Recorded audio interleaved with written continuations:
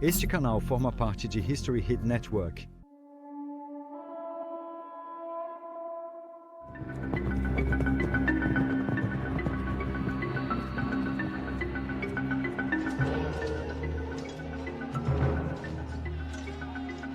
Esta es una historia de dos ciudades. Una historia de guerra en tierra y mar. Una larga y amarga disputa. Luchado entre dos de los más ilustrados, civilizados y progresistas del mundo antiguo. Lucharon de una forma desagradable, bestial y despiadada. No es una historia bonita.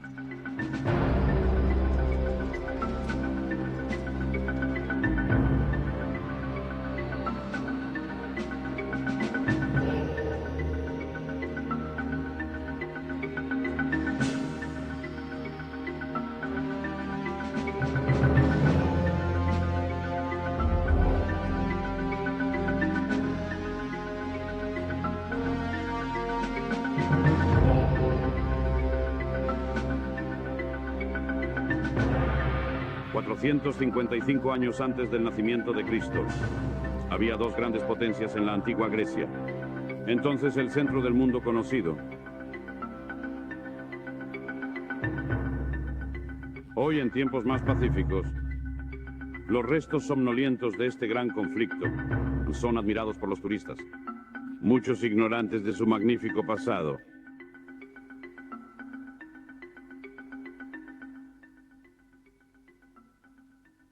Estas dos poderosas potências helênicas fueron Atenas a Esparta. Ambas eran orgullosas ciudades-estado que se miraban con gran recelo. Cada una estaba segura de que debía ejercer la autoridad suprema, pero como todos sabemos, solo puede haber un líder. Se dice que quien ignora el pasado está condenado a repetir sus errores. ¿Cuán cierto es en este caso? Tanto Atenas como Esparta sabían que la guerra acabaría con la destrucción y humillación de una de ellas. Pero ¿cuál iba a ser? Habían luchado antes muchas veces, pero un tratado redactado en 455 a.C. había mantenido la paz. Al igual que las grandes potencias de Europa en la preparación de la Primera Guerra Mundial, la larga paz fue vista como la pausa antes de la guerra. Durante 20 años, Atenas y Esparta forjaron una compleja serie de alianzas para reforzar sus posibilidades en caso de guerra.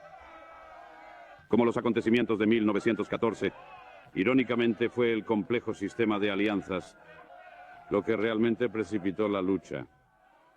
Vea cientos de documentales de historia exclusivos con una suscripción a History Hit. Nuestro objetivo es ofrecerle documentales galardonados que cubren los acontecimientos y personajes que han dado forma a nuestro mundo, todo en un mismo lugar. Adéntrese en la historia de los antiguos con la oferta exclusiva de documentales de History Hit, explore con nosotros el encantador templo de Karnak o adéntrese en la prehistoria de Escocia. También queremos acercarle las historias y leyendas que dieron forma a nuestro mundo a través de nuestra galardonada red de podcasts. Regístrate ahora para una prueba gratuita y los fans de Odyssey podrán disfrutar de hasta los 3 primeros meses gratis. Solo tiene que utilizar el código Odyssey al pagar. La frágil paz se desmoronó cuando Atenas ofreció ayuda militar a uno de sus aliados. Esto fue una clara violación del tratado. Y la respuesta espartana fue emitir un ultimátum lacónico. Atenas respondió sin concesiones. Los espartanos pensaron que solo les quedaba un camino: la guerra. Tanto atenienses como espartanos temían las ventajas económicas que obtendría el vencedor en una guerra entre ellos. A pesar de las posibles consecuencias para la población civil, los habitantes tanto de Esparta como de Atenas estaban a favor de la guerra. Tenemos suerte de que se hayan conservado algunos de los discursos de la época. Esta rivalidad celosa había espoleado al Partido Popular favorable a la guerra.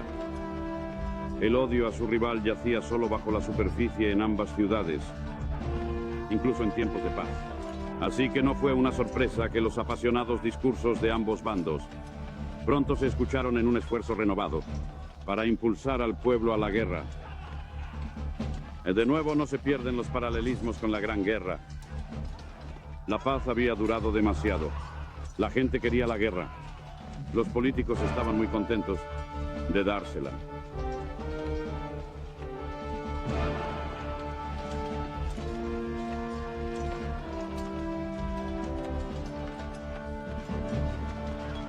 No hablemos de pensárselo dos veces. Son los malhechores y no el mal los que deberían pensárselo dos veces. Deben votar ahora y como verdaderos espartanos voten por la guerra. No dejéis que Atenas crezca aún más. No abandonéis a nuestros aliados. Con Dios de nuestro lado ataquemos.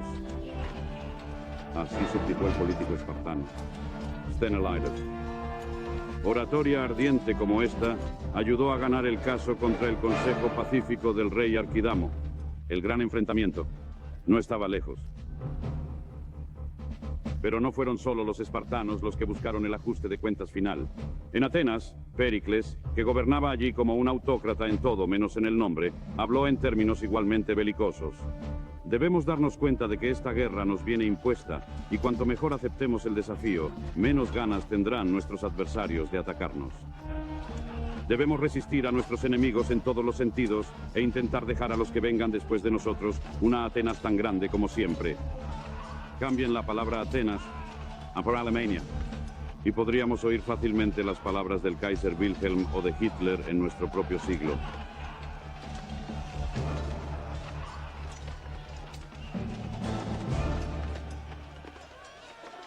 Bueno, 435 años antes de Cristo en la historia griega es una hora oscura.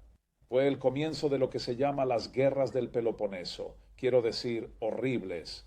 Las guerras más horribles de todos los tiempos. Quiero decir, terriblemente trágico, terriblemente triste. Todo comenzó estúpidamente. Se trataba de comercio. Atenas se había vuelto muy, muy rica. Siempre, de hecho, desde Solón, habían traído la democracia. Habían traído un montón de artistas y carpinteros y comerciantes de otros países, y todo floreció en Atenas. Atenas se había convertido en este estado maravilloso, artístico y brillante. Esparta había sido muy, muy celoso de Atenas, y ahora quería la guerra. Esparta representa la oligarquía gobernada por unos pocos. Atenas representa la democracia gobernada por la decisión de la mayoría. Esparta representa la lucha en tierra. Atenas representa la lucha en el mar. Esparta representa, supuestamente, a los aliados que tienen derecho a opinar en los procesos de toma de decisiones de la Liga Espartana, aunque, de hecho, muy rara vez pudieron hacerlo. Los atenienses representan el imperio y la dominación.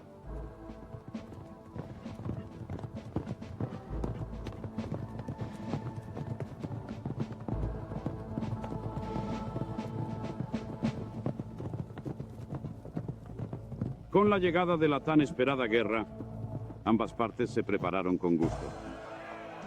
En los últimos tiempos, Atenas había crecido en poder e influencia. Al hacerlo, había infringido los derechos y libertades de muchos estados pequeños. Fue Esparta la que se ganó los corazones y las mentes de los estados neutrales. El historiador griego Tucídides escribió extensamente sobre los preparativos de la guerra. Nada en sus designios era a pequeña o mezquina escala. Ambos bandos pusieron todo su empeño en la guerra. En otros estados, los sentimientos de la gente estaban muy del lado de los espartanos. Habían proclamado que su objetivo era la liberación de Grecia.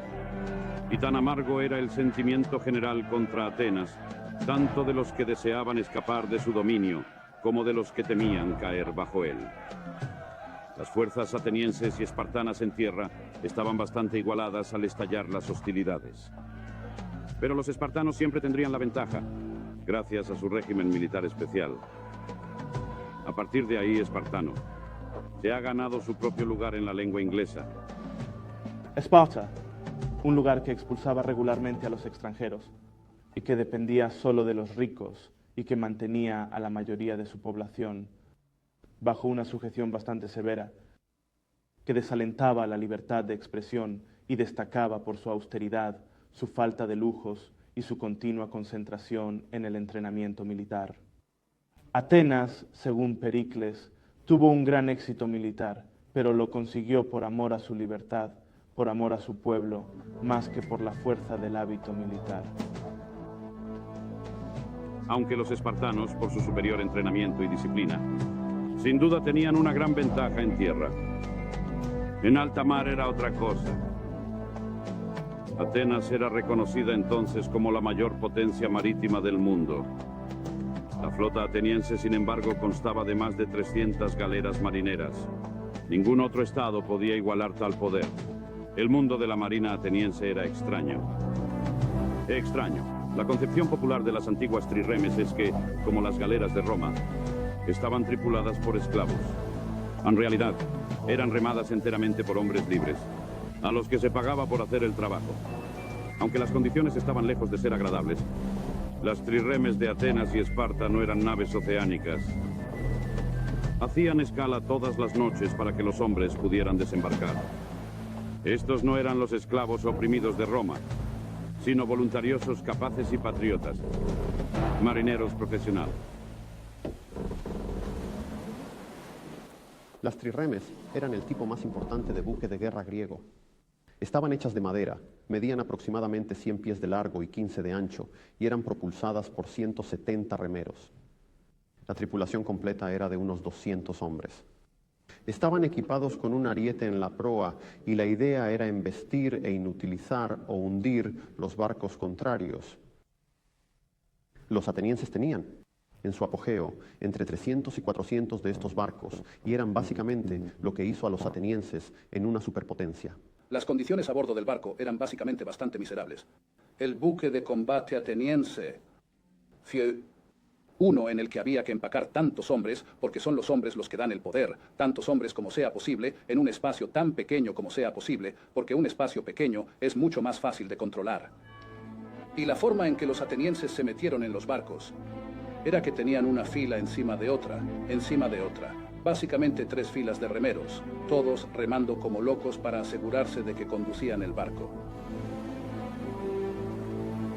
Como se puede imaginar, un gran número de hombres en condiciones muy estrechas no son cómodas.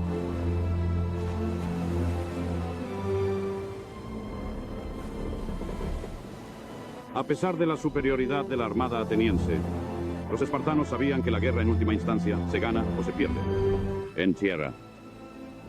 A su debido tiempo se encontrarían con Atenas en el mar. Pero en junio del 431 a.C., los preparativos estaban completos y el ejército espartano invadió el Ática, el corazón del estado ateniense. Pero los atenienses se habían anticipado. Habían retirado todas sus posesiones del campo y se atrincheraron dentro de los muros de Atenas, por lo que la incursión resultó infructuosa.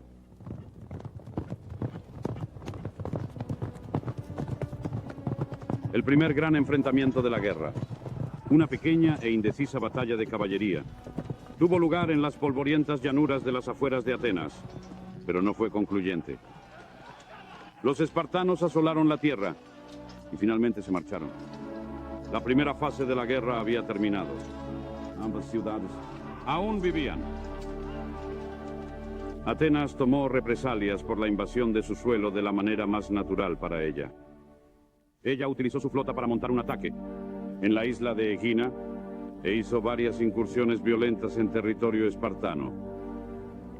Los espartanos, una potencia terrestre, no podían hacer frente a un desafío serio a sus hombres.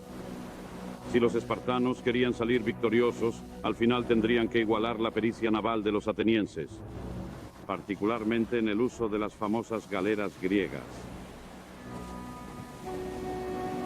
Ahora se desató la fuerza de la armada ateniense. Las comunidades de toda la costa del Peloponeso pronto sintieron la ira de los atenienses. Como una flota de 100 de galeras partió cargado de soldados, llevaron a cabo incursiones, quemando cosechas y edificios, y sembrando el terror allá donde desembarcaban. El propio Péricles estaba a cargo de esta última campaña, dada la superioridad de los espartanos en tierra. Su táctica elegida era una sabia. Péricles evitó las batallas campales en favor de una guerra naval de golpe y porrazo. Primera sangre a Atenas.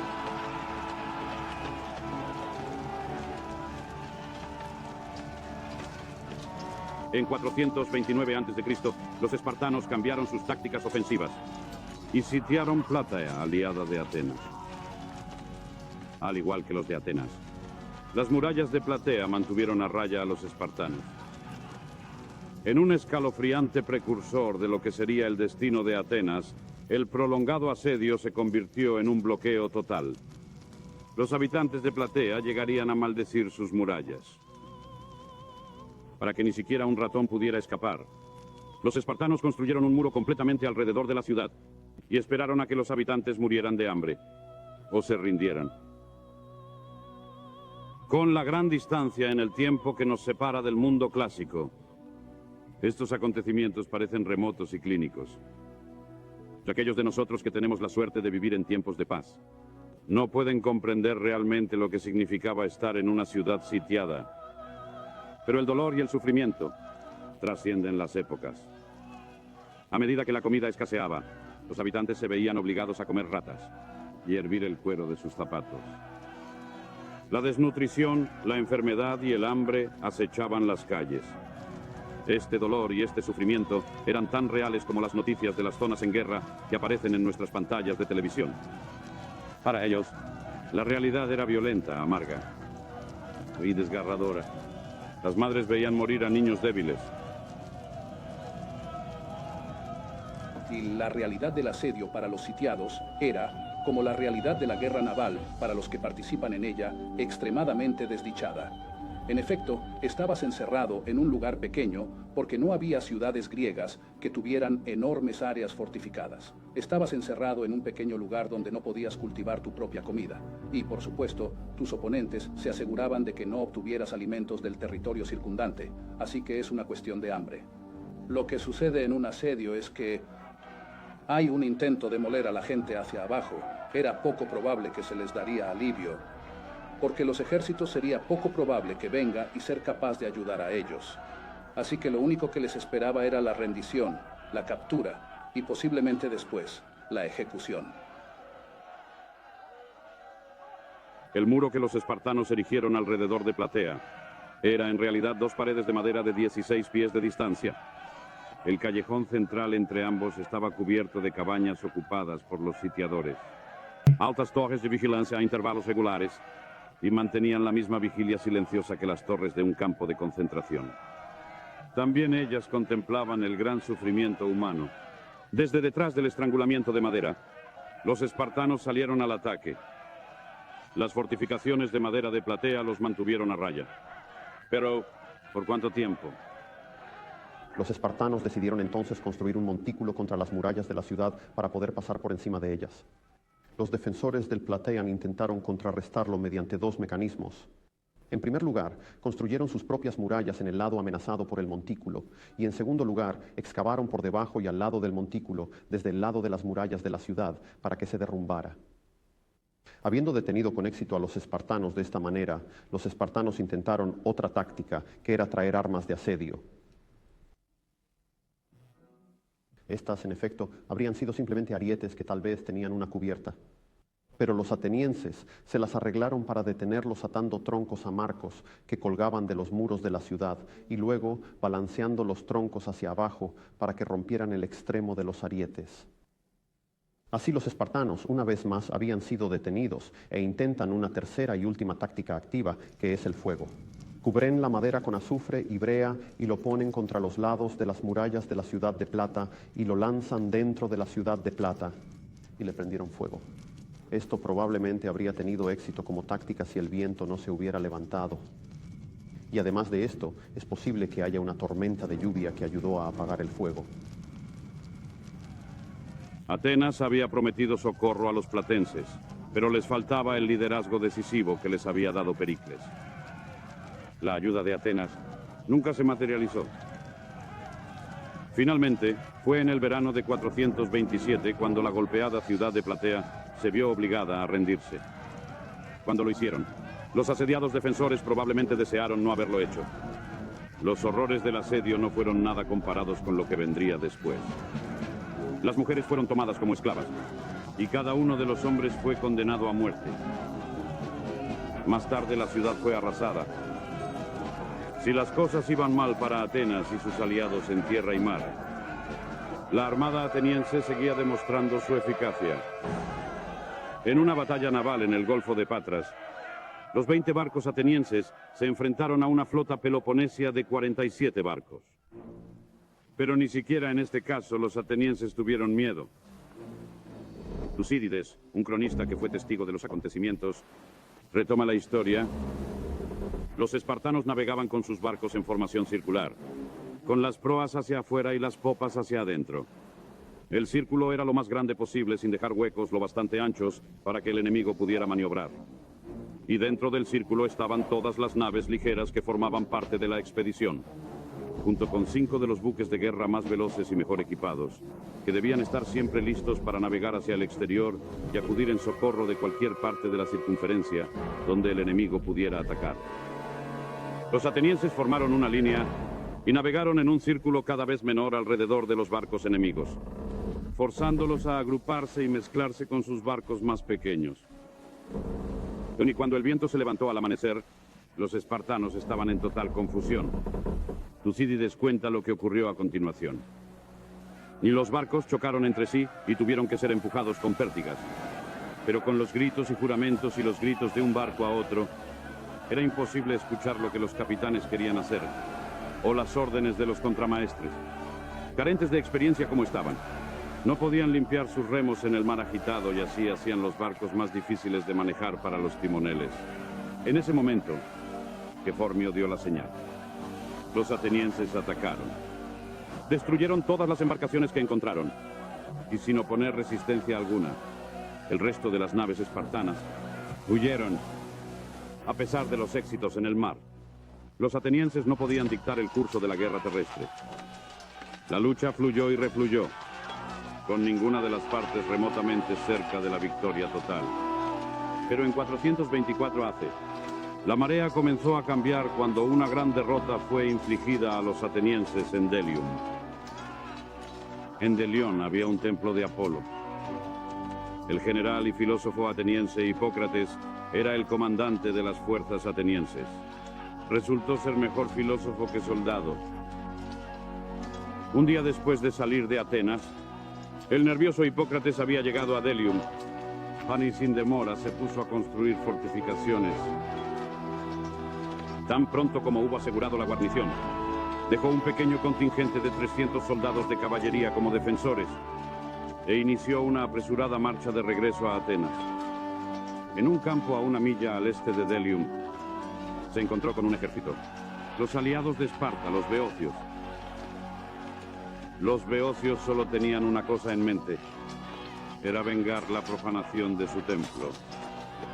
Estaban listos para atacar inmediatamente. Fuerzas de todo el territorio llegaron para participar en la batalla y se reunieron detrás de una colina que separaba a los dos ejércitos. A última hora de la tarde, una vez que los beocios habían establecido su formación de batalla, aparecieron en la cresta de la colina. La caballería se situó en cada ala con las tropas ligeras.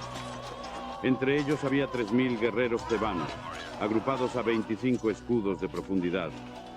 Se trataba de los guerreros más capaces, disciplinados y peligrosos del mundo antiguo. Hipócrates había formado sus soldados hoplitas en una línea de 8 hombres de profundidad y colocó sus unidades de caballería en sus flancos. Justo antes de enfrentarse al enemigo, Hipócrates se dirigió a sus hombres. Si salimos victoriosos, los espartanos, sin el apoyo de la caballería beocia, no volverán a invadir nuestra tierra. Y en una batalla ganaréis este país y haréis mucho para liberar al vuestro. Adelántate, pues, a su encuentro con el espíritu de los ciudadanos de una ciudad, que todos estamos orgullosos de llamar la primera en Grecia. Los beocios hicieron una pausa para cantar su canción de guerra. Luego los dos ejércitos avanzaron y se unieron en un feroz combate. Pero iba a ser un desastre para los atenienses. La perdición de una gran ciudad estaba un paso más cerca. La batalla de Delión fue la única gran derrota terrestre que sufrió Atenas en la primera mitad de la guerra del Peloponeso.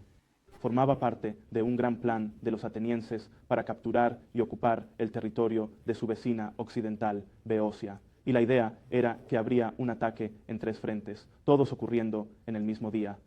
Viniendo desde el oeste, desde el sur, y desde el noreste, que es donde estaba Delium. Desafortunadamente, el plan fue traicionado a los beocios y el calendario salió mal, por lo que los ataques del sur y el oeste se trataron antes de que los atenienses llegaran a Delium. Y los beocios pudieron centrar toda su atención en el ejército ateniense allí. Viendo que las cosas habían salido mal, los atenienses estaban realmente a punto de retirarse y habían perdido bastantes de sus tropas de armas ligeras que habían vuelto a casa. Y solo les quedaba el cuerpo principal de hoplitas, la infantería principal fuertemente blindada, y esto se enfrentaba a una fuerza tebana de aproximadamente el mismo tamaño. Pero los tebanos, los beocios, eran personas que habían desarrollado algunas tácticas bastante novedosas para la lucha armada pesada, y fueron capaces de derrotar a los atenienses, básicamente por empaquetando un lado de su ejército y forzando su camino a través de los defensores atenienses. Y los atenienses se dieron la vuelta. El propio Hipócrates quedó en el campo de Delium, junto con 1000 de los preciados guerreros hoplitas de Atenas. La pérdida de hombres fue un duro golpe para Atenas. A esto se sumó el creciente costo financiero de la guerra. El problema, sin embargo, era el ritmo al que los atenienses estaban gastando dinero. Esto se debía a dos problemas. En primer lugar, era bastante caro tripular y equipar una flota. Entonces, mantener una flota, un barco a flote durante un mes, costaba aproximadamente un talento. En un año cualquiera, los atenienses podían enviar un centenar de barcos durante al menos 3 o 4 meses, lo que suponía un gasto considerable. Peor aún, las operaciones de asedio eran especialmente caras. El asedio de Potidaea, al principio de la guerra, costó a los atenienses no menos de 2000 talentos para sitiar una ciudad razonablemente pequeña. Esto significaba que ya en el 427 a.C., los atenienses tuvieron que recaudar un impuesto de guerra de emergencia de 200 talentos de su propia población. Dada la presión sobre los recursos, si los espartanos pudieran encontrar una manera de fomentar la revuelta entre los aliados de Atenas y detener las contribuciones imperiales, Atenas se encontraría en serias dificultades. La marea de la guerra inevitablemente comenzó a volverse contra Atenas, pero la gran ciudad aún no estaba acabada. En 426, un ateniense llamado Demóstenes se abre camino en el informe contemporáneo. Un soldado de audaz iniciativa. Sus acciones salvaron a Atenas en muchas ocasiones. Y aún quedaba la valerosa armada ateniense que ejercía la superioridad en el mar. En un intento de frustrar la fuerza ateniense en el mar, los espartanos intentaban hacerse con el dominio de las bases navales en la desembocadura del Golfo de Corinto. Tras ser frustrados por Demóstenes en Naupacto, probaron suerte en Olpiae, pero junto con sus aliados ambrasiatas fueron rechazados una vez más por las innovadoras tácticas de batalla de Demóstenes. Por fin había un general ateniense capaz de lograr la victoria en tierra. Pero Demóstenes no solo era feroz en el campo de batalla. En la mesa de negociaciones era igual de eficiente. Tras la batalla, los espartanos derrotados compraron sus vidas con un truco mezquino, típico de las deudas a las que esta guerra se había hundido. Un pacto secreto entre espartanos y atenienses permitió a los espartanos huir del campo, pero dejó a los ambrasiatas a merced de las víctimas. Los espartanos se escabulleron y los desventurados ambrasiatas fueron masacrados en el acto. En 425 a.C., Demóstenes volvió a demostrar su valía. De camino a Sicilia, fue conducido por las inclemencias del tiempo al puerto de Pilos, en la costa del Peloponeso. Demóstenes no perdió tiempo en sacar provecho del percance, y de inmediato comenzó a construir defensas. Los espartanos, alarmados por la llegada de las fuerzas atenienses tan cerca de ellos, ordenaron que tanto el ejército como la flota se dirigieran a la península. Los atenienses desembarcaron allí y fueron capaces de atraer a los espartanos descontentos, que eran muchos debido al sistema social espartano, para que se unieran a los atenienses en su asentamiento, en su fortificación de Pilos y Esfacteria. Además, los atenienses, cuando ganaron la campaña de Esfacteria, pudieron capturar a un gran número de soldados ciudadanos espartanos. Y como había tan pocos soldados ciudadanos espartanos, los atenienses pudieron utilizar a esos soldados como rehenes. En el 421 a.C., tras 10 años de guerra indecisa, en lo que los historiadores llamaron la Guerra de Arquidamia, ambas partes comenzaron a sentir que era hora de hacer la paz. Se redactó un tratado, y acordado por ambas partes. Sin duda, la gente de todas las partes respiró aliviada.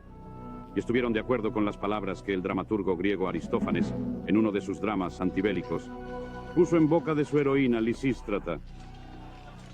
Nunca más, Dios lo quiera, perderemos nuestro camino en tal locura.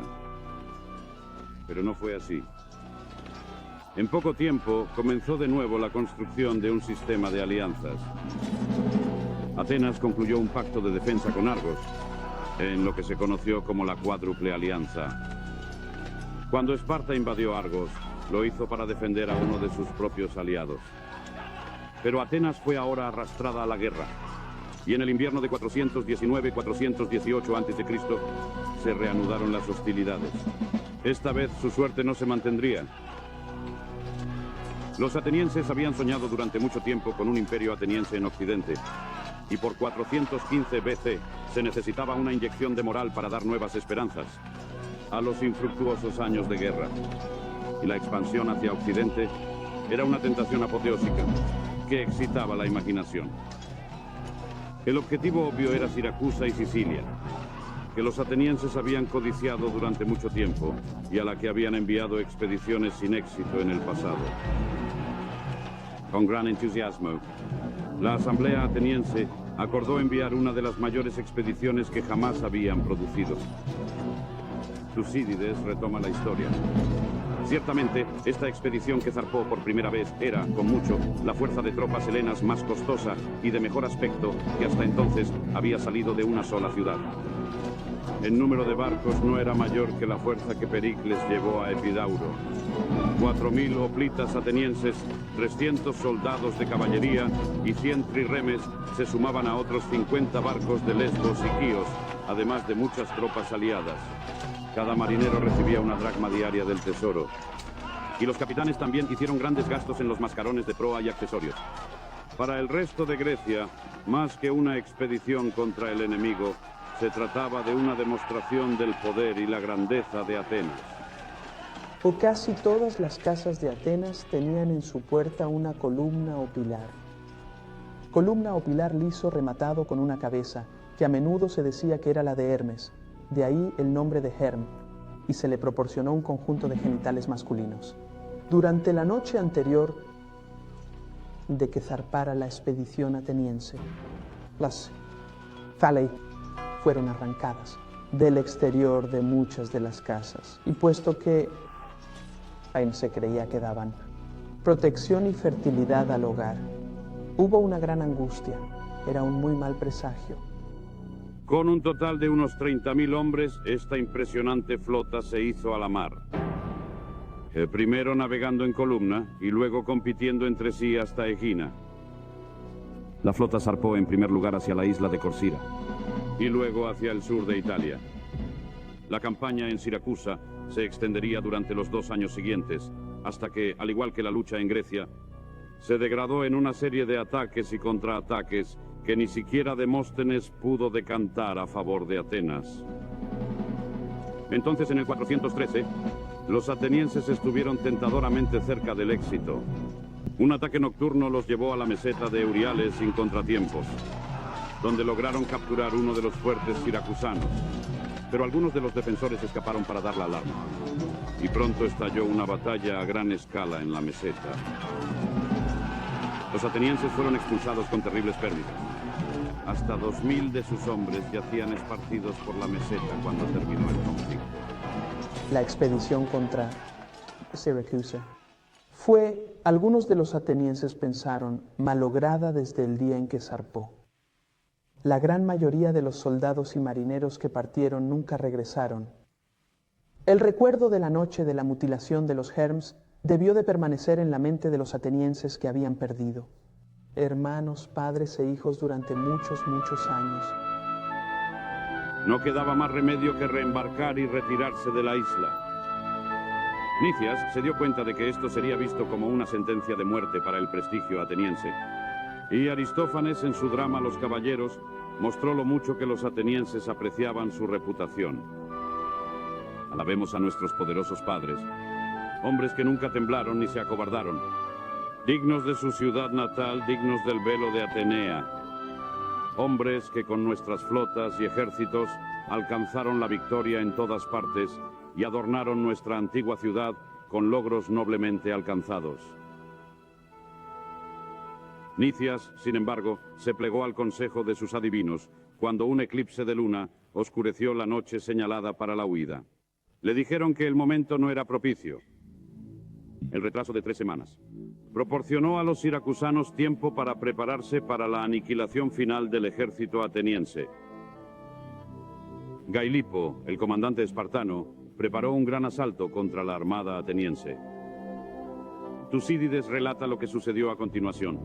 Los siracusanos salieron con una flota de 76 marineros. Los atenienses salieron a su encuentro con 86 barcos. Se acercaron y se enfrentaron. Los siracusanos y sus aliados derrotaron primero al centro ateniense y luego atraparon a Eurimedón, el comandante del ala derecha, que navegaba desde la línea más hacia tierra para rodear al enemigo en la hondonada y recoveco del puerto. Y lo mató y destruyó los barcos que lo acompañaban. El ataque ateniense convenía a los siracusanos en sus barcos más pesados. Giraron sus naves para enfrentarse a los atenienses proa con proa, y las colisiones resultantes aplastaron y dañaron muchos de los barcos enemigos. Los pequeños dardos de los siracusanos cabalgaban entre las trirremes atenienses, rompiendo las palas de los remos y disparando dardos a los remeros. Después de lo cual Tucídides nos informa: persiguieron a toda la flota ateniense ante ellos y los llevaron a tierra. Los atenienses se vieron obligados a emprender una larga y traicionera marcha para intentar escapar de su miseria por tierra. Pero Gailipo había previsto la posibilidad, y los atenienses fueron atacados a cada paso. En la confusión, los ejércitos de Niceo y Demóstenes se separaron, y mientras Demóstenes era obligado finalmente a rendirse, Niceo y sus hombres marcharon hacia la masacre. Jabalinas y otros proyectiles cayeron sobre los desafortunados hombres mientras caminaban, y cuando se detuvieron a saciar su sed desesperada en un río, fueron rodeados por los siracusanos y sus aliados.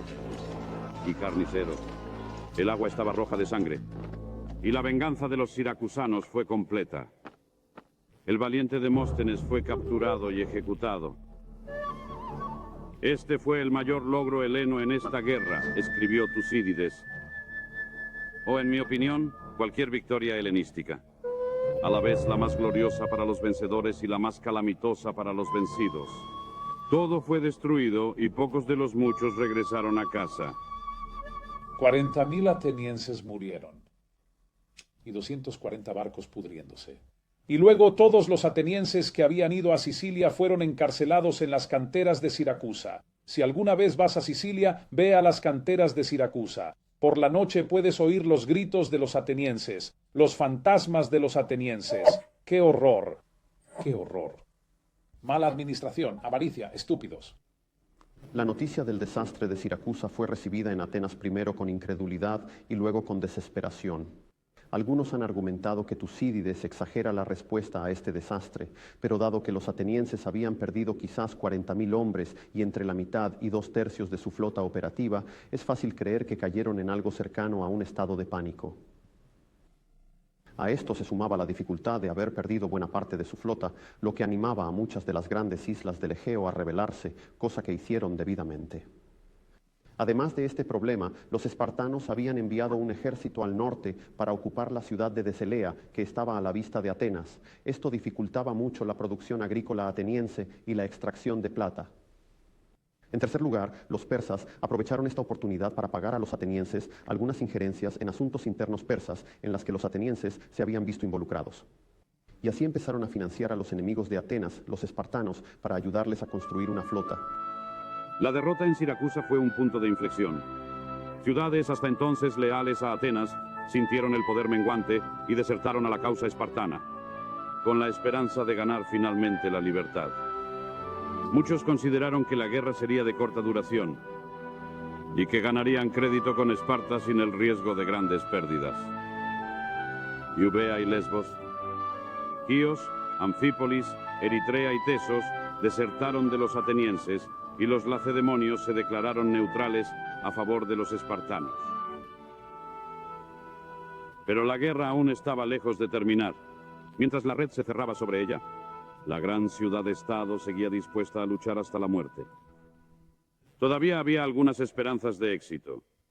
Atenas había reavivado sus esperanzas de una victoria en el mar. Esa victoria llegó en las estrechas aguas del Helesponto, en una lucha cuerpo a cuerpo entre 86 trirremes espartanos, que lucharon contra 76 pertenecientes a los atenienses. Los espartanos, al mando de su comandante Mendaras, navegaron al ataque intentando flanquear a las galeras atenienses cerca de la costa europea.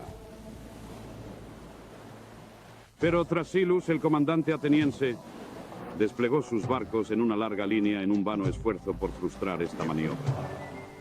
El ateniense se vio obligado a debilitar su centro, un hecho que fue inmediatamente detectado por el comandante espartano que dirigió el ataque. Este ataque se llevó a cabo con tal éxito que los barcos se confundieron. Pero cuando los atenienses habían rechazado los ataques en sus flancos, fueron capaces de reunirse fácilmente y deshacerse de toda la escuadra del Peloponeso. Tras esta acción, con otra victoria decisiva cerca de la caída de Cícico en tierra y en el mar, los atenienses demostraron que no eran una fuerza agotada en el mar. Pero el tiempo seguía corriendo. Puede parecer muy extraño que dentro de 3 años de la derrota ateniense en Sicilia y solo unos 5 años antes de la derrota final ateniense, los espartanos en realidad trató de llegar a un acuerdo de paz con los atenienses y los atenienses lo rechazaron. Sucedió después de una exitosa victoria ateniense en la batalla de Kitsicos. Y creo que la razón por la que no aceptaron la paz eran 2. En primer lugar, desde su perspectiva en ese momento, no parecía necesariamente como si la derrota estaba mirando a la cara. Y en segundo lugar, habría un número de políticos atenienses para quienes la idea de llegar a la paz con Esparta significaría su propio eclipse político. Habían triunfado gracias a su hostilidad hacia Esparta, y para ellos una victoria ateniense sobre Esparta parecía posible y preferible. Así que en lugar de ser visto como un acto de locura, esto debe ser visto como un cálculo político, un cálculo militar, pero uno que en última instancia era el equivocado. A pesar de sus victorias navales, los acontecimientos estaban inexorablemente en contra de Atenas. No podía esperar que su suerte se mantuviera para siempre. En el verano del 407 a.C., Alcibíades fue nombrado comandante en jefe de todas las fuerzas atenienses. Iba a ser el último. Su homólogo en el bando espartano era Lisandro. Fue él quien finalmente provocó la caída de Atenas. Lisandro era una raza rara entre los espartanos. Un político astuto que se ganó la confianza del enorme imperio persa. Recibió generosos subsidios y gracias a ello pudo construir la armada espartana. Una vez que los atenienses fueron destruidos en la batalla, era solo cuestión de tiempo. El escenario estaba listo para la batalla naval decisiva de la guerra. Tuvo lugar en el estrecho, en Aegospotami, en el año 405 a.C., actuando en contra del sabio consejo de retirarse de la batalla. Los atenienses trataron de atraer a Lisandro de Lampsaco y al combate, pero él quiso elegir su momento. Tras varios días, a los atenienses les pareció que no habría batalla. Se volvieron laxos en su guardia y permitieron que la mayoría de las tripulaciones desembarcaran. Lisandro tomó el momento propicio y atacó. Los atenienses, completamente sorprendidos y no preparados para la batalla, fueron arrollados y 160 de sus galeras capturadas. Las tripulaciones fueron reunidas y todos los atenienses entre ellos, ejecutados sin piedad. La supremacía ateniense en el mar había terminado. Las ondas de choque se estrellaron a través de la ciudad de Atenas como un terremoto. Todo el mundo sabía lo que ocurriría a continuación. Como el gran historiador Jenofonte recordó, en esa noche ni un solo hombre durmió, no solo de dolor, sino de terror por el destino futuro con el que ellos mismos estaban amenazados. Una retribución por lo que ellos mismos habían infligido a los agenitanos, melios y otros. El imperio ateniense se desintegró, y Atenas fue sitiada por una vasta fuerza espartana en tierra y mar. Aislada y sola, el pueblo resistió hasta que comenzó a morir de hambre. Y en abril del 404 a.C., Atenas se vio obligada a rendirse. Lisandro y los peloponesios ocupaban ahora las calles de la otrora gran ciudad. Atenas fue privada de todas sus galeras excepto 12.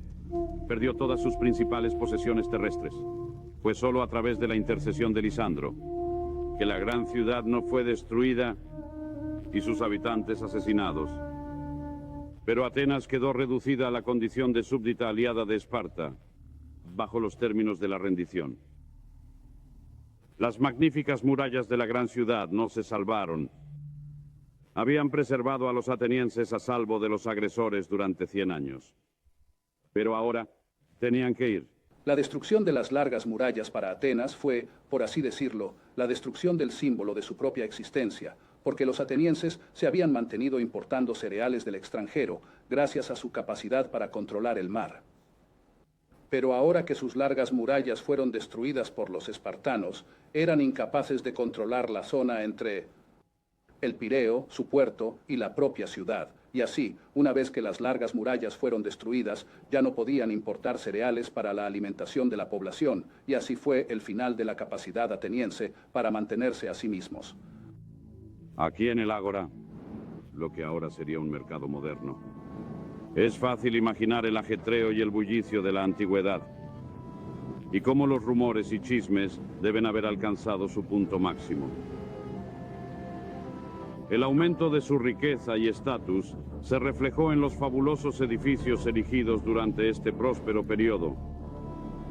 Podemos ver restos de estas estructuras que aún hoy dominan el paisaje de la actual Atenas. El costo en vidas y materiales para Atenas de las largas guerras con Esparta había sido colosal. Al final, la diosa Atenea parecía haber abandonado a su pueblo. Bajo su protección, Atenas había alcanzado la gloria. Nunca volvió a experimentar el poder embriagador de sus días anteriores. La gloria de Atenas se perdió para siempre.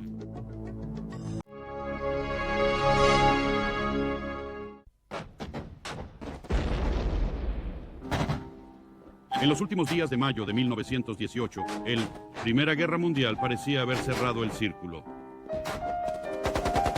Después de 4 años de masacre, sin precedentes en la historia, la causa aliada estaba al borde de la catástrofe. Una vez más, como en 1914, las columnas vestidas de gris del ejército imperial alemán marchaban victoriosas hacia el corazón de Francia. Con los aliados aparentemente enfrentados al desastre, todas sus esperanzas descansaban en sus últimas reservas, los soldados no probados de los Estados Unidos de América. Estados Unidos enojado por los ataques indiscriminados de los submarinos alemanes y las intrigas del Kaiser con México. Había entrado por fin en la guerra en el bando aliado en abril de 1917. Pero aunque sus jóvenes estaban llenos de entusiasmo por la lucha, estaban dolorosamente, casi espantosamente, mal preparados. Estados Unidos no había participado en un gran conflicto mundial desde la Guerra de la Independencia, más de un siglo antes. El presidente Woodrow Wilson de los Estados Unidos había dicho: no es un ejército lo que debemos formar y entrenar para la guerra, es una nación. De hecho, era ambas cosas. Y uno de los mayores trastornos sociales y económicos de la historia había seguido, mientras América se preparaba para la guerra. Pero el tiempo había sido corto, y muchos, tanto en el bando aliado como en el alemán, dudaban de cuál sería el resultado cuando las tropas estadounidenses fueran puestas a prueba en la batalla. Cuando sus hombres fueron lanzados a la acción contra los veteranos victoriosos del Kaiser, los CU harían su entrada como potencia militar mundial en la sangrienta lucha por Belleau Wood.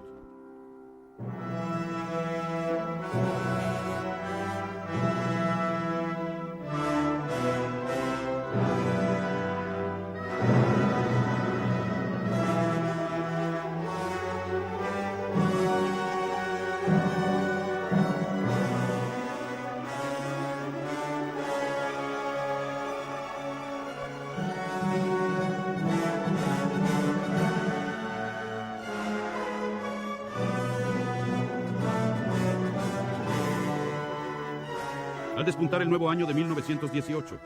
Europa se tambaleaba bajo los efectos de casi 4 años de la guerra más terrible de la historia. En ningún lugar su impacto había sido más devastador que en el frente occidental. Aquí, a lo largo de casi 450 millas entre el Mar del Norte y las fronteras de Suiza, las líneas de trincheras opuestas serpenteaban como una cicatriz furiosa a través de Flandes y el norte de Francia. El Somme, Verdun, Passchendaele y una docena de otros sangrientos enfrentamientos no habían producido el elusivo avance soñado por los generales, y el estancamiento mortal continuó.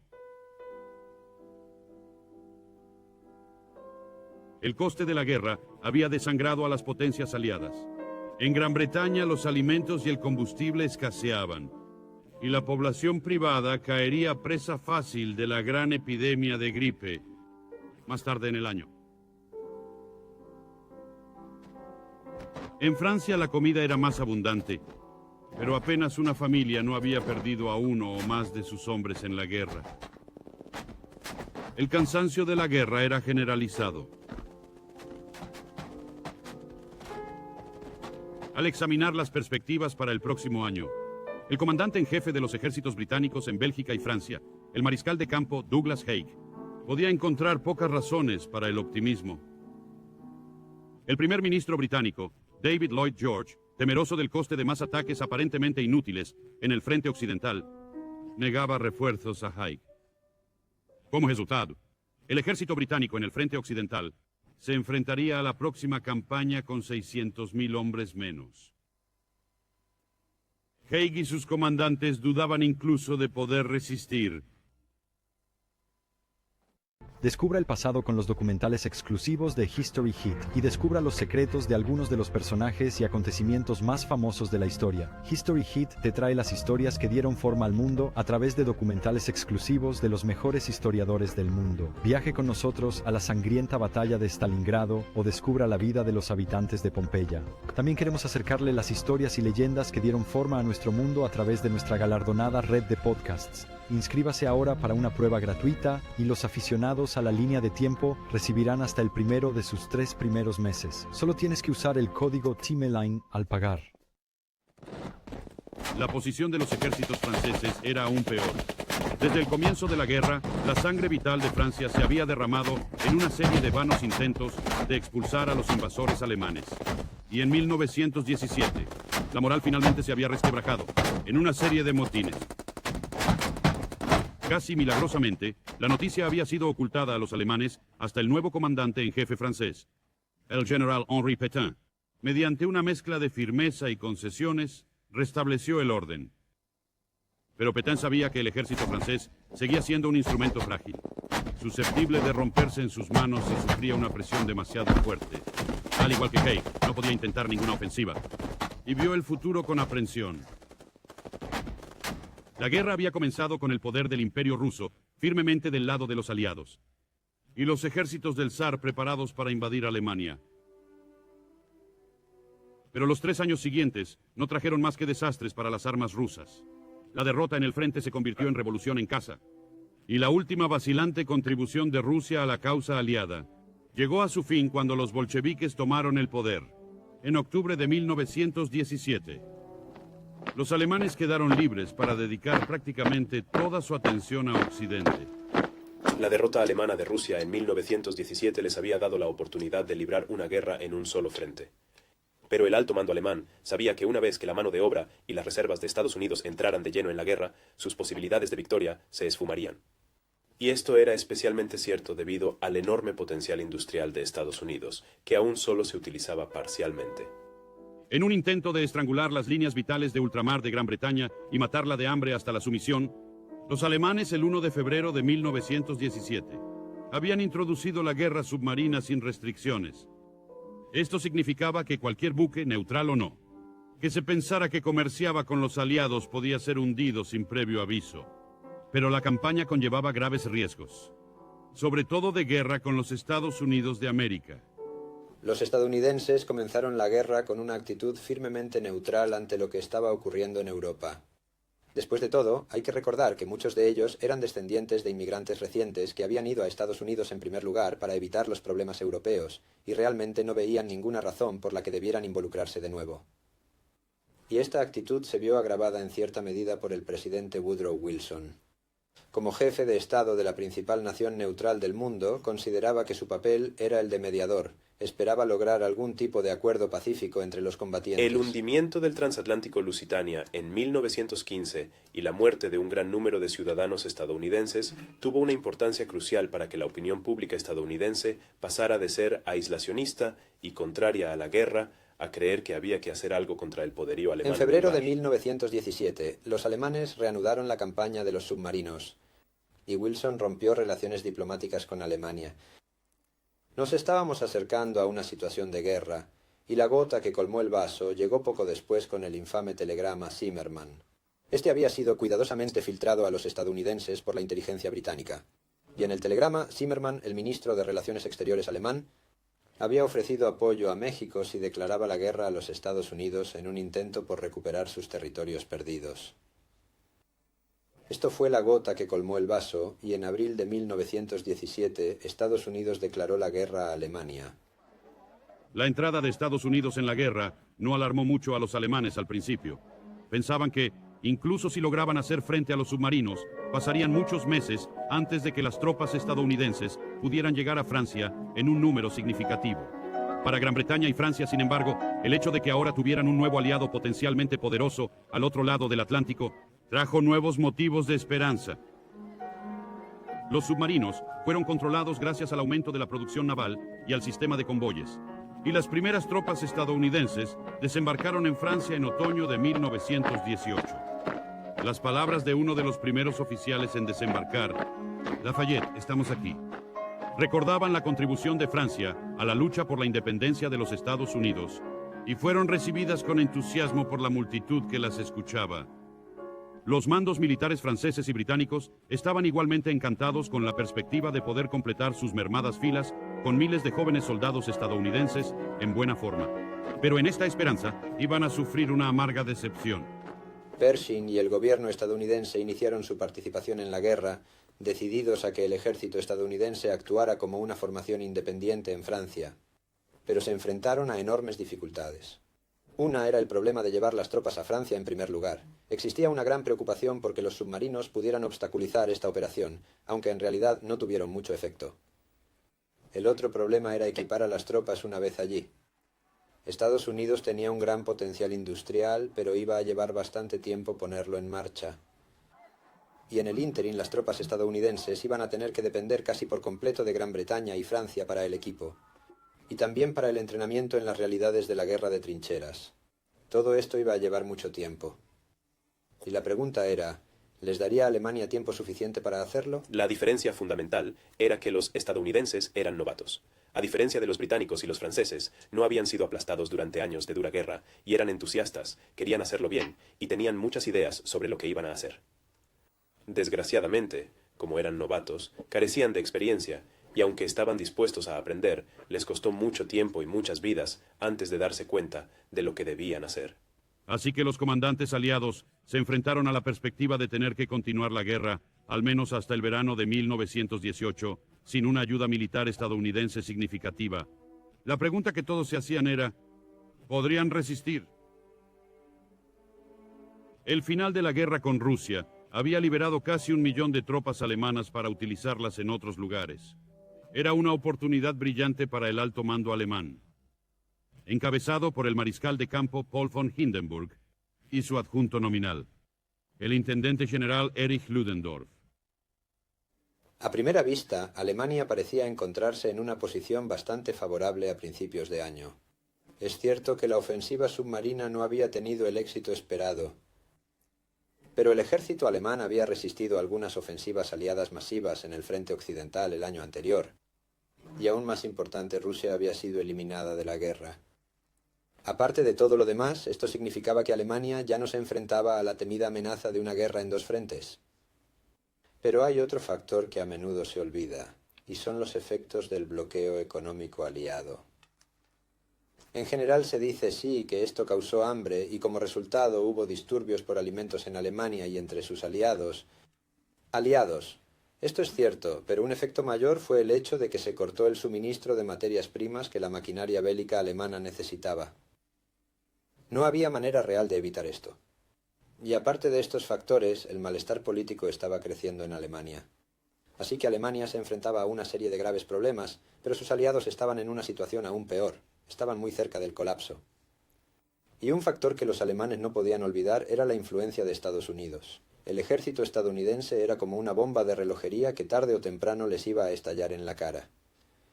Así que mirando las opciones que estaban abiertas para ellos, el alto mando alemán, que ahora dirigía efectivamente el país, decidió que tenía que apostar todo a una ofensiva masiva en el frente occidental. Esto debía noquear a los aliados antes de que Estados Unidos pudiera intervenir en la guerra. La creencia de Ludendorff era que si el ejército británico podía ser noqueado, Francia, privada de su principal aliado, se vería obligada a pedir la paz. Su primer plan, por lo tanto, fue lanzar una gran ofensiva en Flandes, dirigida a romper el frente británico, arrollar su línea y destruirlos en detalle. Durante todo el invierno y principios de la primavera, los trenes de tropas se movieron hacia el oeste desde el antiguo frente oriental y continuaron los febriles preparativos y entrenamientos para la ofensiva, en la que Ludendorff dijo estar dispuesto a sacrificar 1 millón de vidas para asegurar la victoria alemana. Para asegurar el éxito, se emplearían tácticas radicalmente nuevas. Los alemanes comenzaron la Primera Guerra Mundial con el ejército más profesional y mejor entrenado de Europa.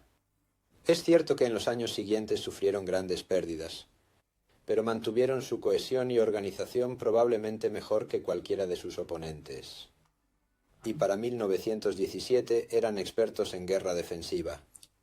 Sin embargo, ahora necesitaban algún medio para pasar a la ofensiva, para devolver la movilidad a la guerra. Los británicos lo habían intentado con tanques, con un éxito limitado. Los alemanes decidieron apostar por la infantería. Los famosos Stoßtruppen o tropas de asalto. Estos eran hombres altamente entrenados, la élite del ejército alemán, la mayoría de ellos menores de 25 años. Fueron equipados con las mejores armas, el mejor equipo, se les dio mejores raciones que las otras tropas. Estaban armados con metralletas, rifles semiautomáticos o el equivalente de en aquellos días, grenades.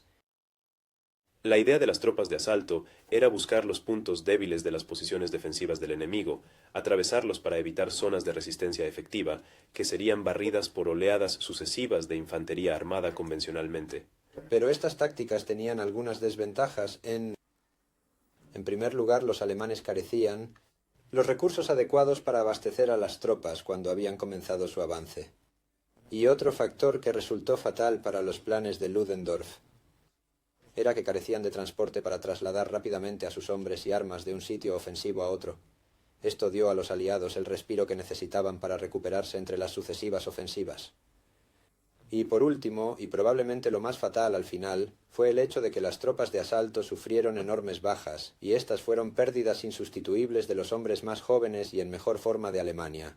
Cuando los aliados pasaron a la ofensiva más tarde en el año, se enfrentaron a tropas alemanas de segunda categoría, en su mayoría hombres de entre 30 y 40 años, que simplemente no podían resistir el impacto de los ataques masivos que los británicos, franceses y estadounidenses iban a lanzar contra ellos. El plan de Ludendorff de atacar en Flandes se vio frustrado por el barro.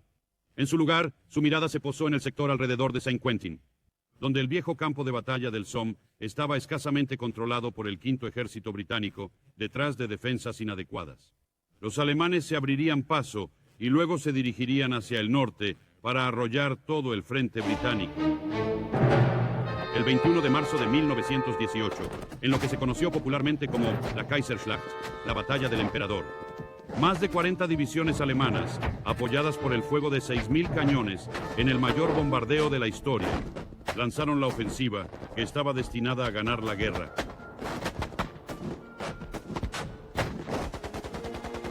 Ayudados por la niebla de la madrugada y la sorpresa, consiguieron los mayores avances logrados en el frente occidental desde 1914. A lo largo de la línea, las posiciones británicas fueron penetradas y sus defensores murieron o retrocedieron. El patrón se repitió durante los días siguientes. Y en una lucha encarnizada, los británicos intentaron en vano detener la marea. Sin embargo, poco a poco, el ritmo del avance alemán disminuyó. Desesperados, los británicos desplazaron unidades de tramos más tranquilos del frente para tapar la brecha, mientras que los franceses enviaron tropas para hacerse cargo de otras secciones. Los alemanes encontraban cada vez más dificultades para llevar suministros y refuerzos a través del terreno devastado de los antiguos campos de batalla, mientras que las oportunidades de pillaje provocaban rupturas de disciplina entre los soldados alemanes, que llevaban tanto tiempo hambrientos de lujos. A principios de abril, el empuje alemán había perdido su ímpetu. Aunque las tropas de Ludendorff habían avanzado más de 40 millas y tomado una vasta franja de territorio con más de 170.000 prisioneros, no habían logrado capturar ningún objetivo estratégico vital. El ejército británico, aunque maltrecho, todavía estaba en pie, mientras que los alemanes habían sufrido grandes pérdidas entre sus irreemplazables tropas de asalto. Pero Ludendorff creía que el ejército británico había quedado fatalmente debilitado. Resolvió atacar de nuevo, esta vez en Flandes. Temprano el 9 de abril, ayudado una vez más por la niebla, el asalto alemán rompió las líneas británicas en el valle del río Lys.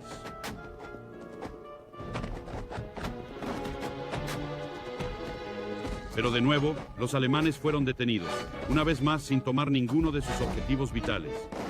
Y después de haber sufrido más grandes pérdidas. Un general alemán admitió que ningún gran movimiento estratégico había sido posible y los puertos del canal no habían sido alcanzados. La segunda gran ofensiva no había producido la decisión esperada. Si Alemania iba a lograr la victoria en la que estaba apostando todo, el tiempo apremiaba. A pesar del agravamiento de la crisis, Pershing seguía negándose a hacer algo más que hacerse cargo de un sector tranquilo del frente, con parte de una división. Sin embargo, los acontecimientos pronto le llevaron a un dramático cambio de opinión. A pesar de su fracaso hasta el momento para infligir una derrota decisiva a los británicos, el general Ludendorff estaba decidido a adherirse a su plan original de infligir un golpe de gracia en Flandes. Pero primero necesitaba debilitar aún más a los aliados. Lo que se necesitaba primero, pensó, era un ataque masivo de distracción, diseñado para atraer toda la atención de los franceses. Un lugar obvio para tal ataque se presentó rápidamente, y un avance en la cresta de Chemin des Dames al norte de Reims, que parecía amenazar París, y atraer a todas las unidades francesas disponibles para salvaguardar su capital. En condiciones de absoluto secreto, Ludendorff cambió su artillería y tropas de asalto hacia el sur. Y el 27 de mayo lanzó otro asalto masivo. Operación Blücher. Barriendo toda oposición, más de 30 divisiones alemanas corrieron hacia el sur. En 3 días, los hombres de Ludendorff se acercaban a Le Mans, a solo 50 millas de París.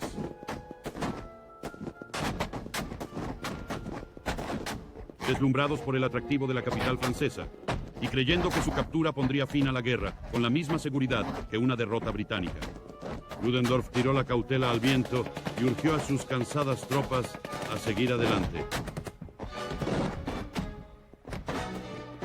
Los franceses solicitaron una vez más la ayuda americana.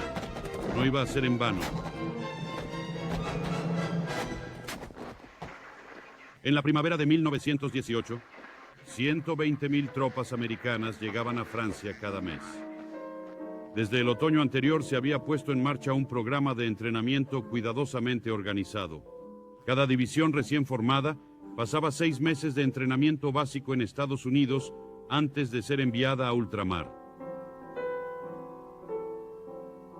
A su llegada a Francia, se necesitaban otros 2 meses para acostumbrarse a su nuevo armamento y equipo francés y británico.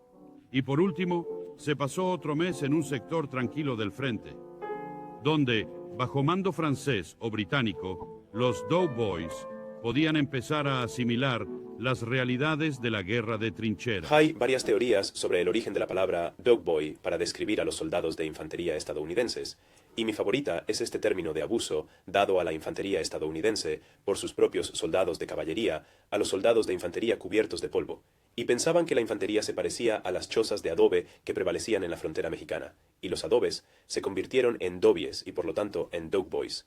Y los soldados de infantería, siempre disgustados con los soldados de caballería, lo usaban como una insignia de orgullo, como una especie de apodo, más que como un término de abuso. Aunque algunos ingenieros estadounidenses entraron en acción en las fases finales de la ofensiva de Ludendorff hacia Amiens, Pershing aún no estaba dispuesto a comprometer a sus hombres, a los que describió con orgullo, aunque con poco tacto, como las mejores malditas divisiones de cualquier ejército. Pero a finales de mayo, con la causa aliada claramente enfrentada a su mayor crisis de la guerra, el tiempo para la vacilación había pasado.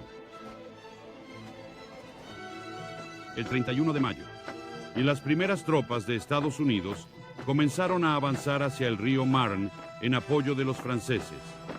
El efecto sobre los cansados soldados franceses que las presenciaron fue electrizante. Como Winston Churchill lo describió más tarde, de repente, las carreteras entre Provenza y el frente hacia Mion y hacia Colomiers comenzaron a llenarse de interminables corrientes de estadounidenses.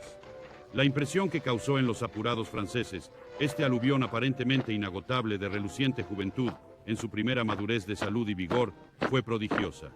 Ninguno tenía menos de 20 años, y pocos pasaban de los 30.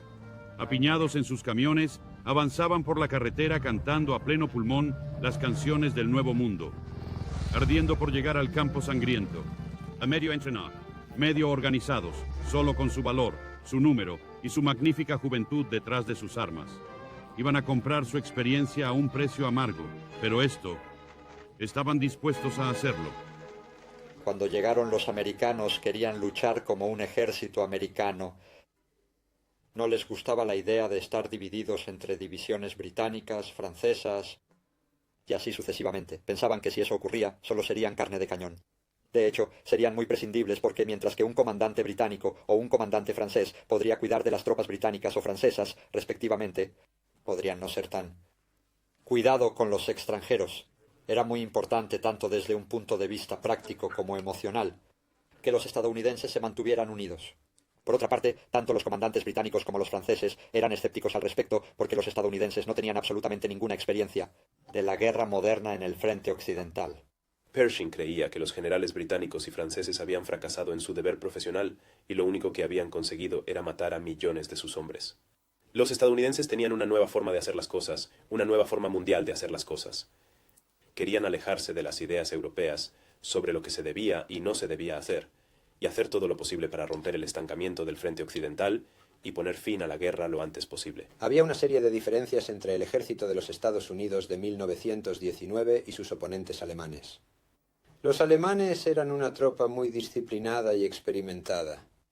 Probablemente tenían más experiencia de combate que cualquiera de los otros participantes en las ofensivas de 1918. Habían luchado por toda Europa, habían estado en el frente occidental, también habían puesto a Rusia de rodillas.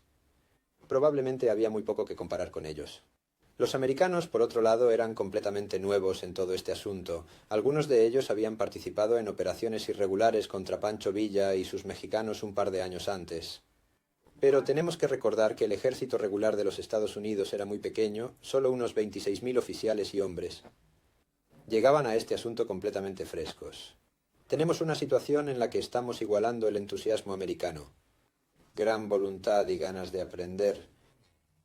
Contra la disciplina alemana, dura experiencia de combate. Los americanos lo harían bien cuando tuvieran la oportunidad y cuando aprendieran. Pero iban a pagar un precio muy alto en este aprendizaje. Las primeras tropas estadounidenses en ver acción seria fueron los hombres del 7º Batallón de Ametralladoras, que llegaron a la orilla sur del Marne justo antes de que los alemanes llegaran frente a ellos a Château-Thierry y ayudaron a rechazar su intento de cruce.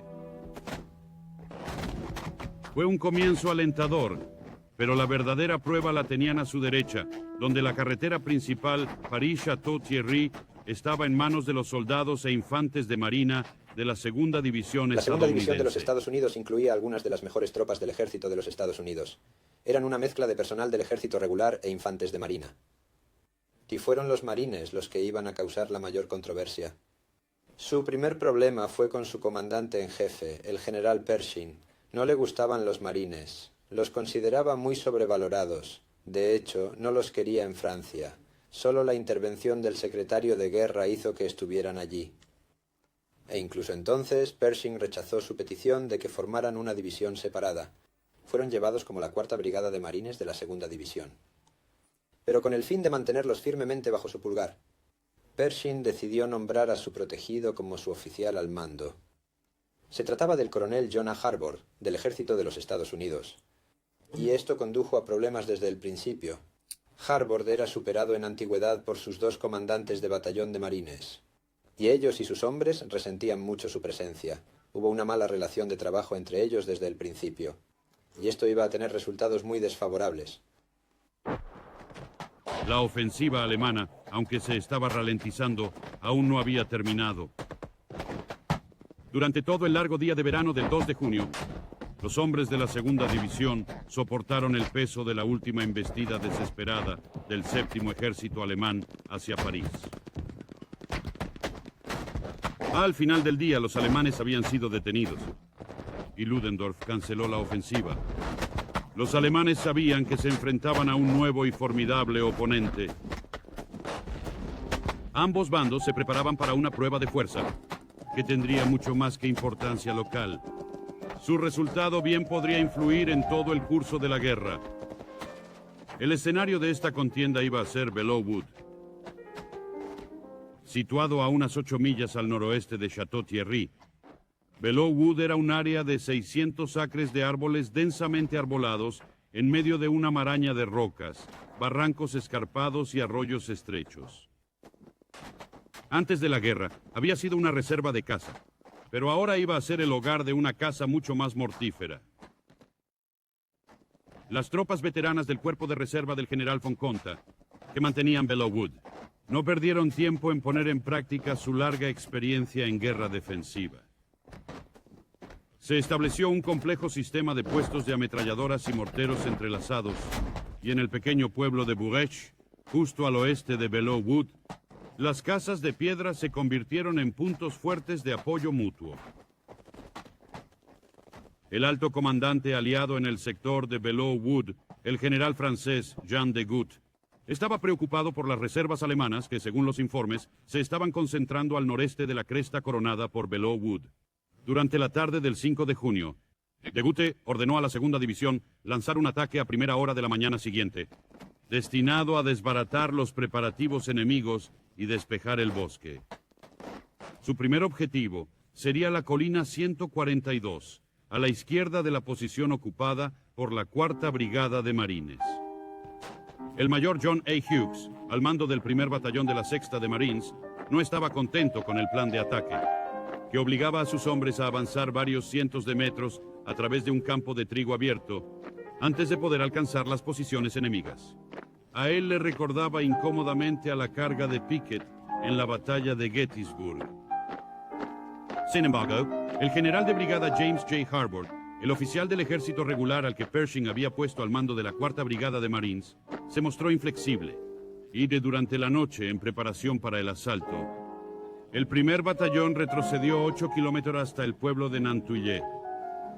Aquí los hombres se despojaron de sus ropas empapadas, comieron su primera comida caliente en una semana y descansaron lo que pudieron en las casas y pajares del pueblo. Ya se oían las explosiones preliminares de la artillería aliada.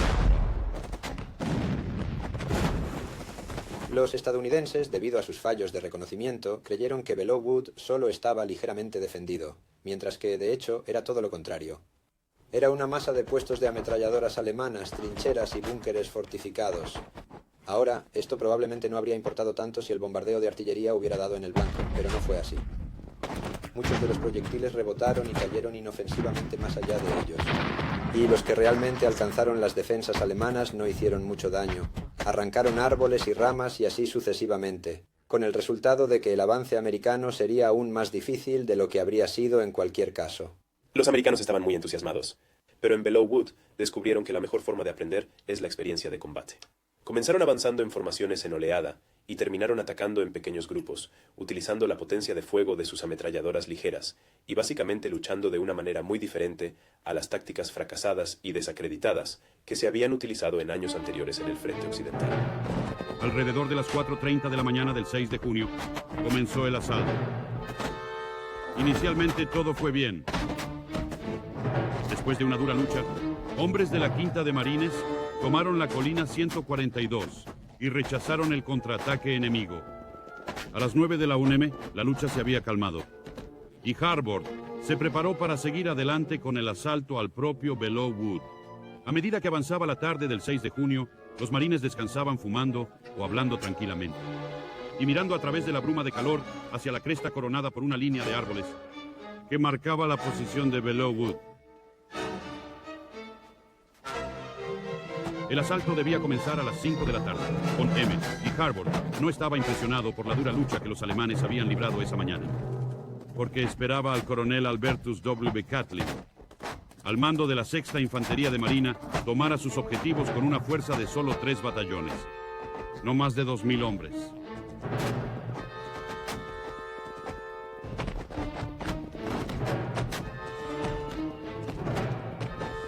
Gran parte de la línea de avance se extendía a través de campos abiertos de verde trigo primaveral, salpicados de la escarlata de la amapola.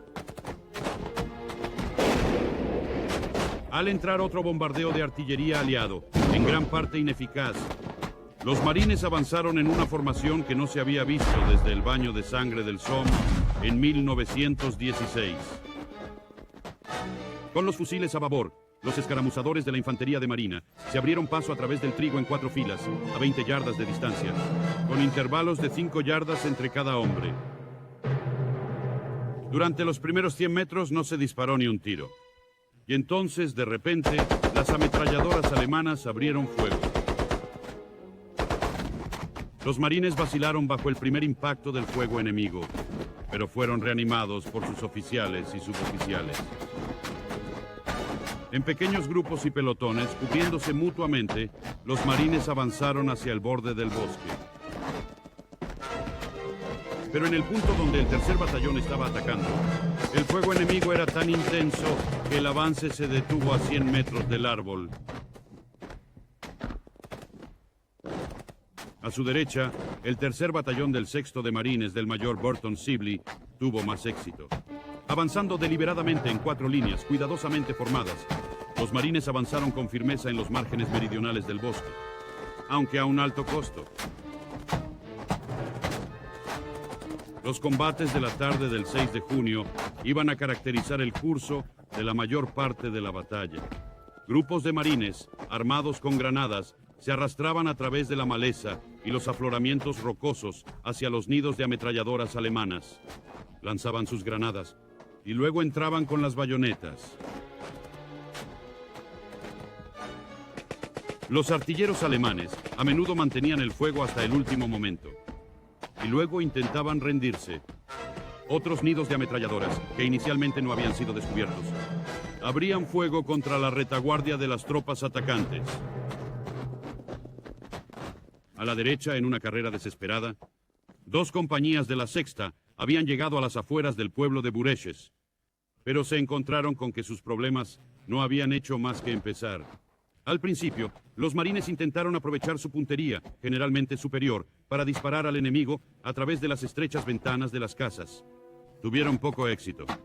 Así que a continuación, los marines intentaron en pequeños grupos asaltar los puntos fuertes alemanes. Este esfuerzo tampoco causó mucha impresión, y las bajas fueron en aumento. Finalmente, ayudados por la oscuridad, los supervivientes del batallón bajo el mando del teniente Robinson, el único oficial que seguía en pie, reanudaron el asalto.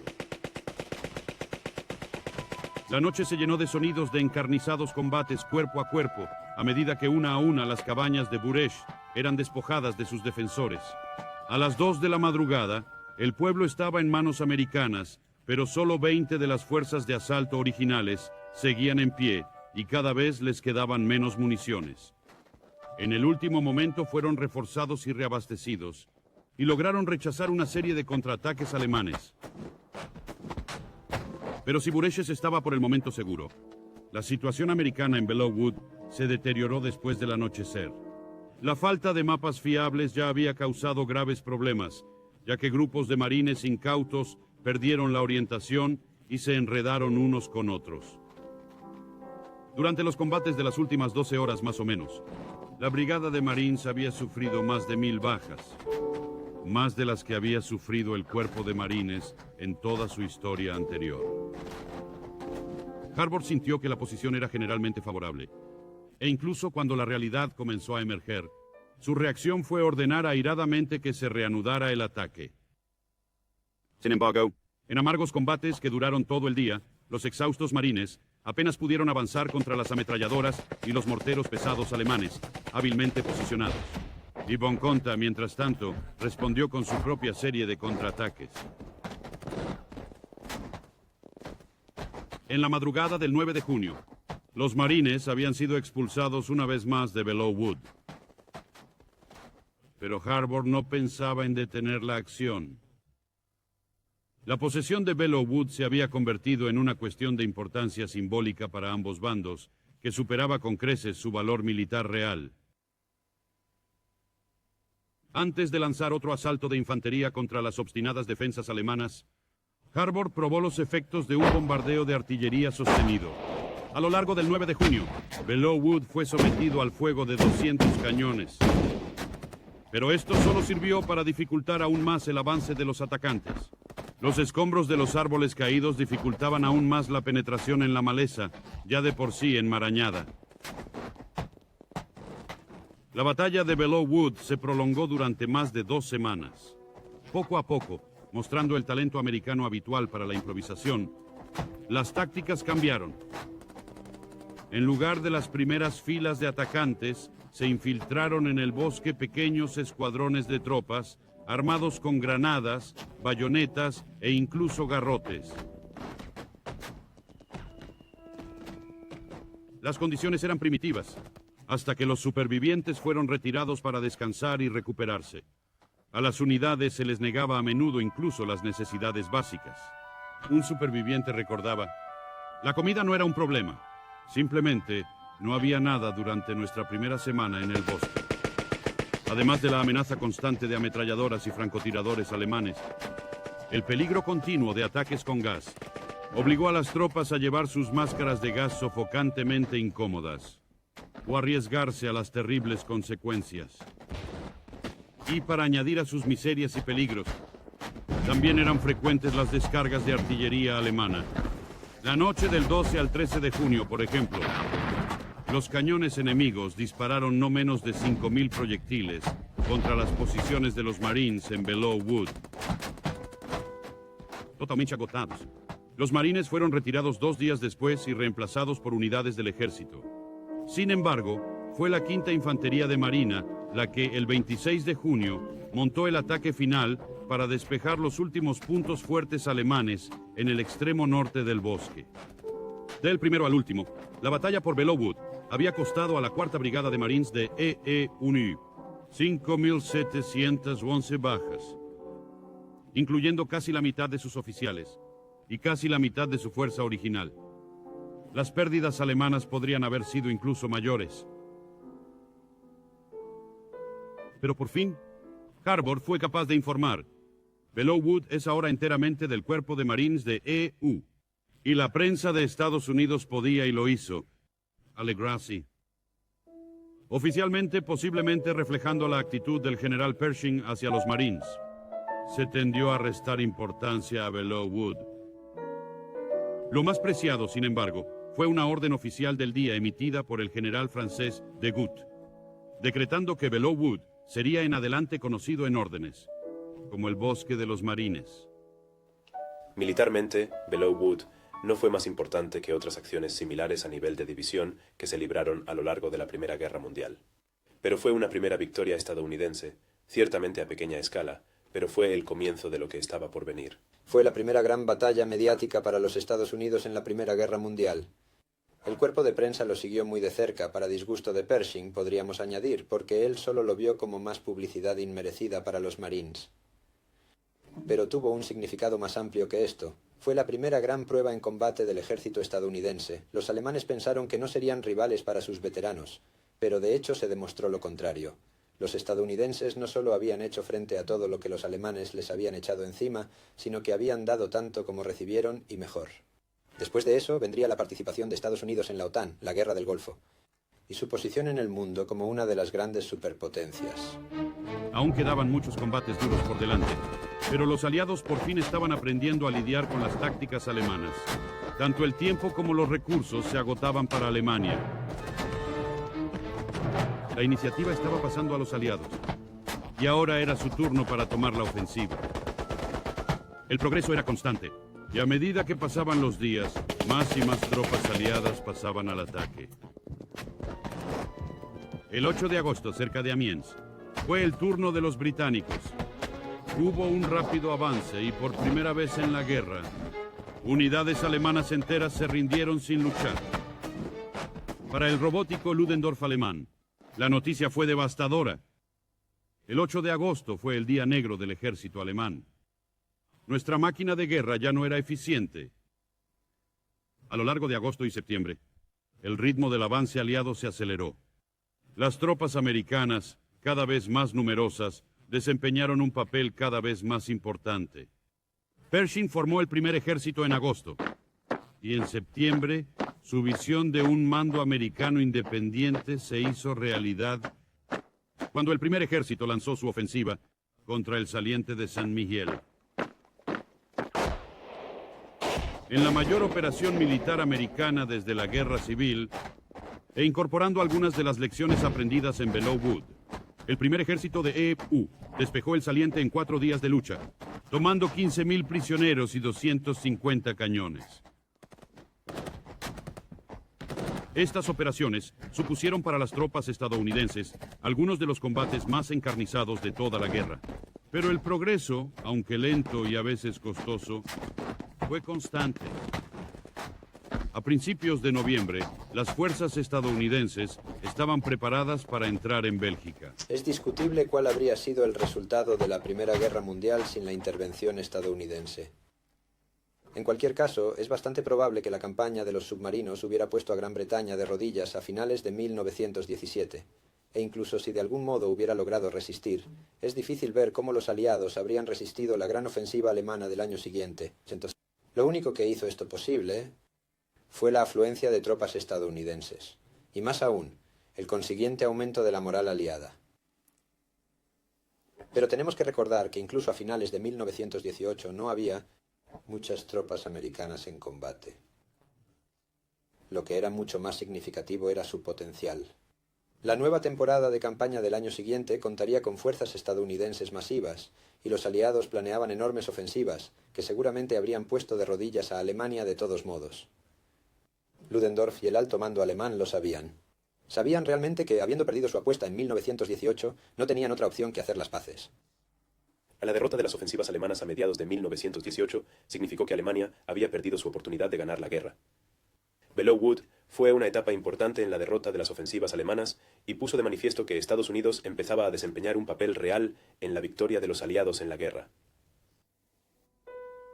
Por ahora, la capacidad alemana para resistir estaba casi al final. En casa, la revolución se extendía por las ciudades.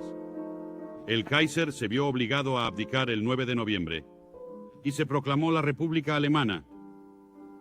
Ludendorff, destrozado por la derrota, ya había dimitido, cuando el 11 de noviembre la delegación alemana firmó el armisticio en Compiègne.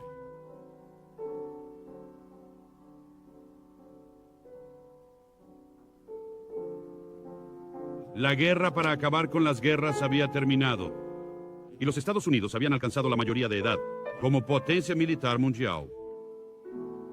Pero en medio del regocijo, el general Blackjack Pershing lanzó una advertencia increíblemente profética. En Berlín nunca supieron que habían sido derrotados. Tendremos que hacerlo de nuevo.